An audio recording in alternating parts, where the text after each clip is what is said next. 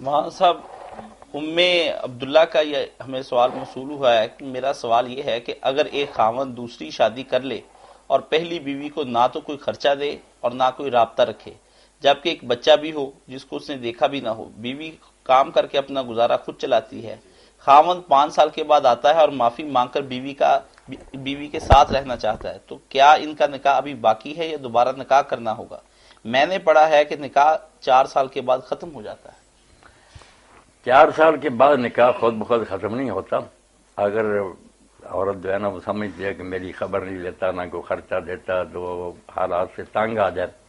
تو اس کے لیے عدالت کا دروازہ کھٹکھٹانا ضروری ہے نا، کہ عدالت کی طرف رجوع کرے،